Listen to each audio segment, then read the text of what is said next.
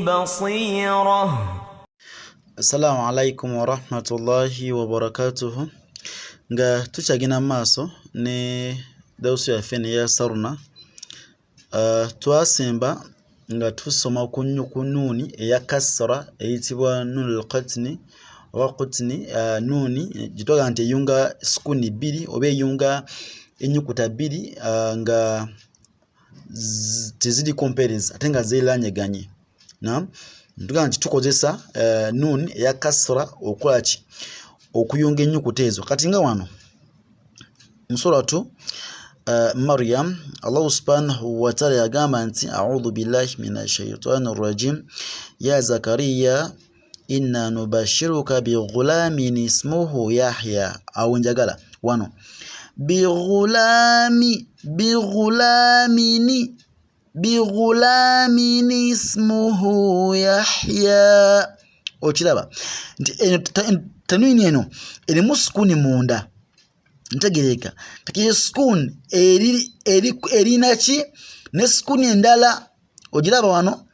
kati tonga nti bighulamin nam wabula tonga nti bighulamini odira nun ya kasra nogissa wano wansi nam nogissa wano wansi eyo nevuga kasra sosi kasra time tizivuka biri eberemu noga nti bighulamin ismuhu Yahya ochirabye. Naam example ndala tuendeko mu suratu chi ndabe suratu Furqan sura ya 3 mumeka sura ya 2 mu aya eyokusatu Allah subhanahu wa ta'ala yagambira nti وقال الذين كفروا إن هذا إلا إفك افتراه wano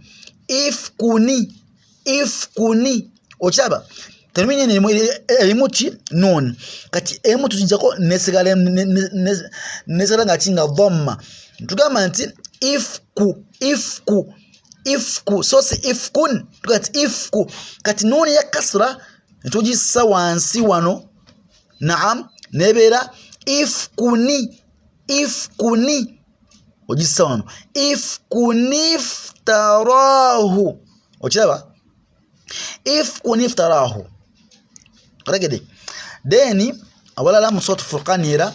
mu aya ya 2 mumeka mu mukaga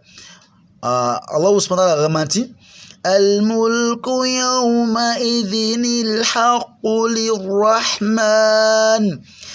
al-mulku yawma naam tugamati al-mulku yawma idhini ino dhari efuka ya kasra emu sosi biri nizibera idhini sosi idhin tugamati al-mulku yawma idhinil haqqu olunga skuni biri na yawma idhinil haqqu lirrahman ukategede era njabaza yo musuratu An-Nahl aya ya meka aya ya chinana mumeka mumsanvu Allah subhanahu wa ta'ala yatugambira wa alqaw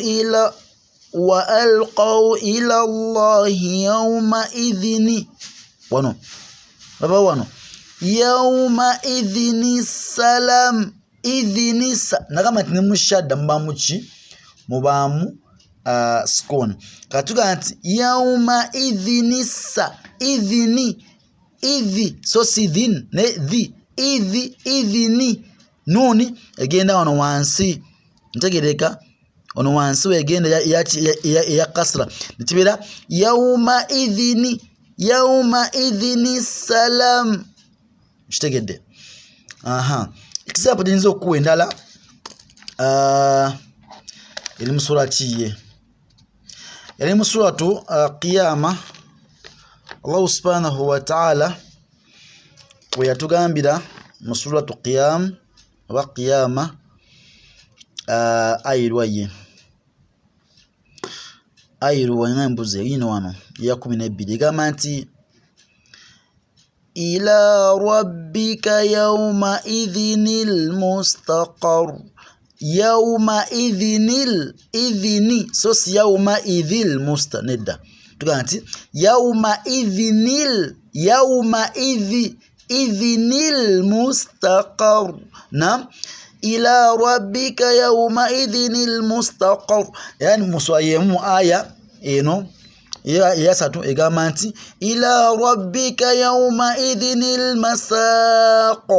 yawma idhinil so si yawma idhi ne idhinil wakategede bulungi. Naam, salamu alaikum wa rahmatullahi wa barakatuh. Nuni eyo ya kasra mujige era